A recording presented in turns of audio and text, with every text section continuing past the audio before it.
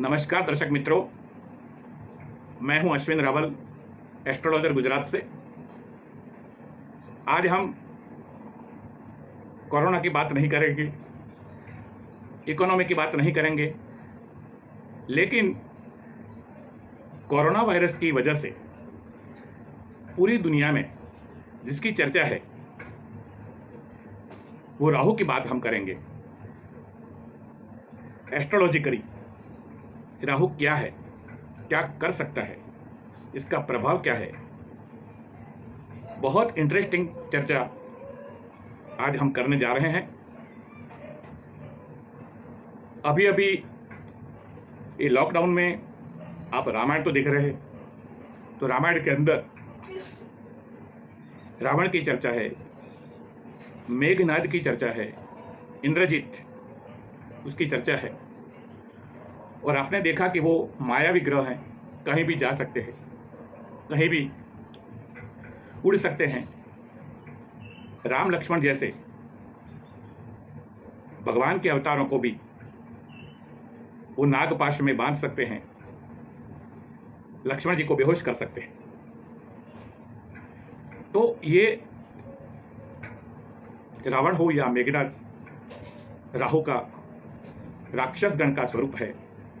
राहु राक्षस गण का, राक्षस कुल का अधिपति है। और राम और लक्ष्मण सूर्य चंद्र के प्रतीक हैं, या यूं कहें कि सूर्य चंद्र राम लक्ष्मण के प्रतीक हैं। और जब ग्रहण होता है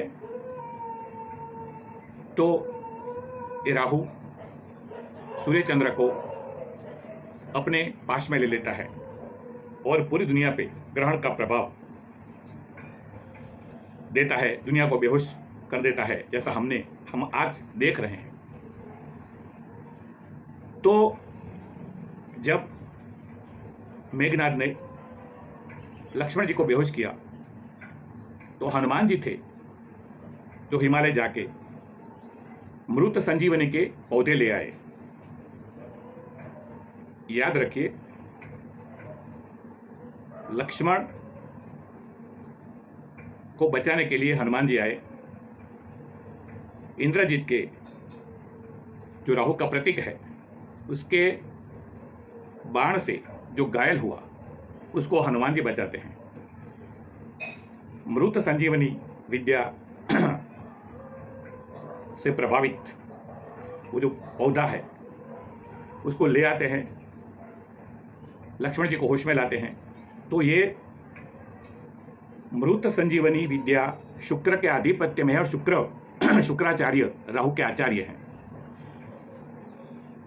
राहु शुक्र का बहुत रिस्पेक्ट करता है। लेकिन एक बात हम यहां नोट कर लें कि राहु के प्रकोप को हनुमान जी ने दूर किया। तो जब राहु का प्रभाव नेगेटिव चलता है तब हनुमान चालीसा और बजरंग बाण बहुत अक्सर उपाय हैं, बहुत अद्भुत काम करते हैं। ये एक अनुभव है। दूसरी बात, मृत संजीवनी मंत्र भी राहु की नेगेटिविटी को दूर करता है। ये राहु क्या है? देखिए, राहु जो है वो एक निशाचर है। नवग्रहों में उसकी गणना है, दानव है, मायावी है, निशाचर है, रात को बलवान होता है और संध्या काल से मध्य रात्रि तक राहु का कंट्रोल होता है। He is the Lord, he is the honour.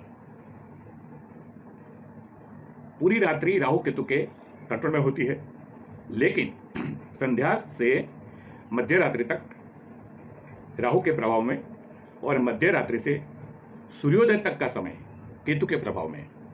तो राहु के प्रभाव में भ्रष्टाचार, प्रोस्टिट्यूट का पूरा मार्केट, ड्रग्स का व्यापार, दारू के अड्डे और जो भी अंडरवर्ल्ड का जो साम्राज्य है वो सब रात को फूलता है फलता है, वो सब राहु के आधिपत्य में आता है और ये सब रात को संध्या के बाद बलवान हो जाते हैं।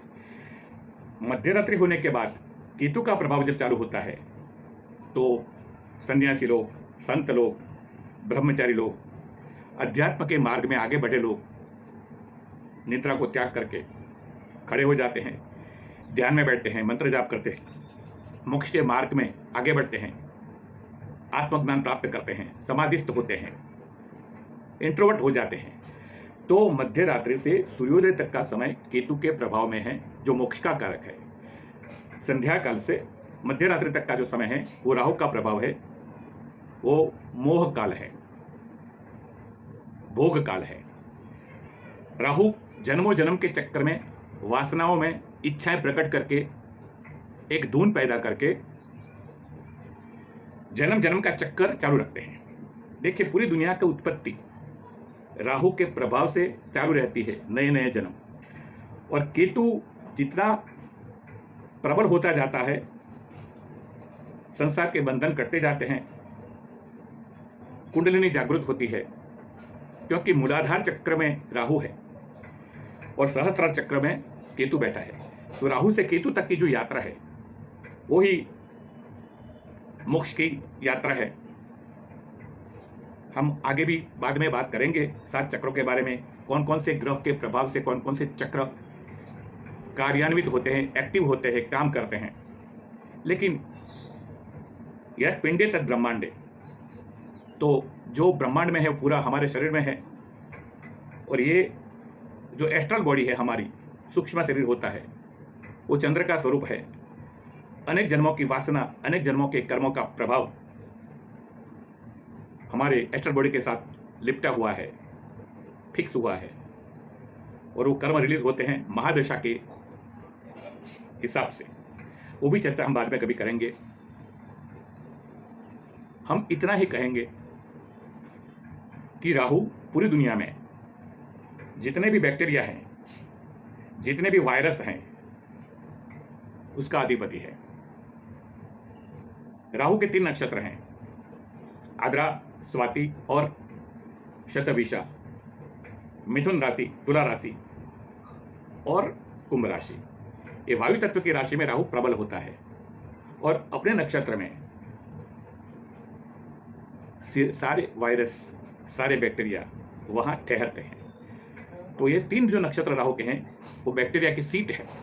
जब भी सूर्य गोचर में ये तीनों नक्षत्र में से पसार होता है, तब तब दुनिया में वायरस और बैक्टीरिया बढ़ते हैं। ये प्रूव हुआ है। जब भी सूर्य राहु के साथ गोचर में होता है, तब बैक्टीरिया फूलते हैं, फलते हैं। और केतु के नक्षत्र में जब सूर्य होता है, केतु के साथ जब सूर्य होता है, तब ये बैक्टीरिया कंट्रोल होते हैं, दबते हैं। ये एक गतिविधि है। सूर्य का उदय जो होता है, तब राहु का उदय होता है और अल्ट्रावायोलेट किरणें दुनिया में प्रातः काल में बहुत ज्यादा मात्रा में एक्टिवेट होती है। संध्या काल को सूर्य का अस्त होता है, तब केतु का काल पूरा होता है और राहु जागृत होता है। तो केतु के प्रभाव में इंफ्रारेड किरणें जो होती हैं, इंफ्रारेड किरणें वो एक्टिवेट होती हैं शाम को, संध्या के वक्त। और इसीलिए हमारे शास्त्रों में प्रातः काल और संध्या काल और मध्याह्न में गायत्री मंत्र, त्रिकाल संध्या का बोध दिया है, क्योंकि ये संधि काल है। सुबह सूर्य के उदय वक्त केतु का काल समाप्त होता है, राहु का चालू होता है। मध्याह्न में राहु का पूरा होता है, केतु का चालू होता है। फिर सायंकाल को केतु का समाप्त होता है, राहु का चालू होता है। मध्य रात्रि को राहु का समाप्त होता है, केतु का शुरू होता है। तो जो 4 विभाग हैं दिवस और रात्रि के 6-6 कलाक के, वो राहु और केतु के प्रभाव में दुनिया, संसार पूरा, ब्रह्मांड पूरा चलता है। हमारे शास्त्रों में उत्तरायण और दक्षिणायन की चर्चा है। उत्तरायण 14 जनवरी से चालू होता है। सूर्य मकर में जब आता है तो मकर से कर्क में प्रवेश करता है, तब तक का जो समय वो केतु के प्रभाव में है।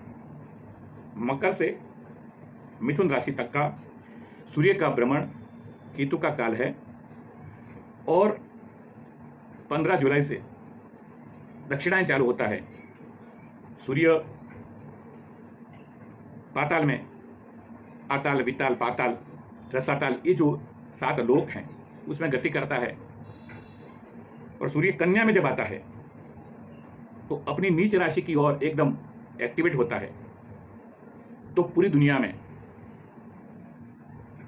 प्राण तत्व एकदम कम हो जाता है और भूत प्रेत आदि जो योनि है वो पावरफुल हो जाती है, बाहर आते हैं, प्रेत लोक वगैरह जागृत होते हैं। तो कन्या और तुला के सूर्य में राहु का प्रभाव बलवान बनने से, सूर्य निर्बल होने की वजह से ये सब योनि, प्रेत योनि वगैरह बाहर आती है और इसीलिए श्राद्ध भी उसी महीने में भाद्रपद में आता है जब कन्या में सूर्य चलता है। सूर्य एकदम डाउन पाताल में जाता है तब ये आता है श्राद्ध पक्ष का प्रभाव। और तुला में जब सूर्य नीच का हो जाता है तब नवरात्रि की आराधना बताई है, जगदम्बा की कृपा शास्त्रों ने बताया कि हम अपना बल खुद प्रकट करें, प्राण तत्व बढ़ाएं, रोग प्रतिकारक शक्ति हम बढ़ाएं साधना करके। इसलिए चातुर्मास का प्रभाव, चातुर्मास का जो वर्णन है हमारे शास्त्रों में वो भी सूर्य का प्राण तत्व बहुत कम होने की वजह से और राहु का प्रभाव बढ़ जाने के हिसाब से, क्योंकि पूरा दक्षिणायन चातुर्मास राहु के प्रभाव में है और 14 जनवरी से केतु का प्रभाव चालू होता है। जितने भी बैक्टीरिया है मैंने बताया, मैक्सिमम बढ़ावा दक्षिणायन में चातुर्मास में होता है। सूर्य जब तुला राशि में होता है तब मैक्सिमम बैक्टीरिया का कन्या तुला में, भाद्रपद और आश्विन में मैक्सिमम बैक्टीरिया प्रकट होते हैं। ज़्यादा से ज़्यादा रोग भी उसी वक्त प्रकट होते हैं। और सूर्य जब बलवान हो जाता है तो उसी वक्त मकर संक्रांति के बाद प्राण तत्व बढ़ता है तो रोग वगैरह कंट्रोल में आ जाते हैं। ये राहु केतु की बात हमने की। राहु का कैंसर के साथ बहुत गहरा प्रभाव है, बहुत गहरा।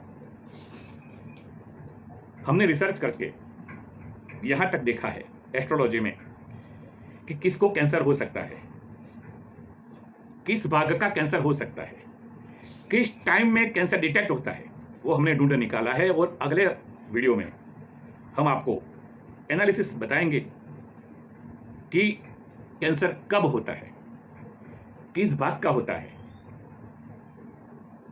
और कौन से समय में कैंसर डिटेक्ट होता है। तो ये सब बातें राहु के साथ जुड़ी हुई हैं, इसलिए आज अलग वीडियो सिर्फ राहु का हमने बनाया है। बहुत सारी बातें राहु केतु के बारे में आपको बतानी है, आगे और भी चर्चा करेंगे।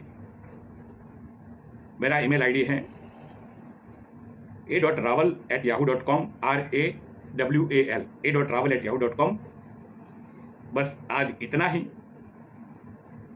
राहु के बारे में चर्चा हमारी अधूरी है, आगे भी बहुत इंटरेस्टिंग बातें हम करेंगे। नमस्कार।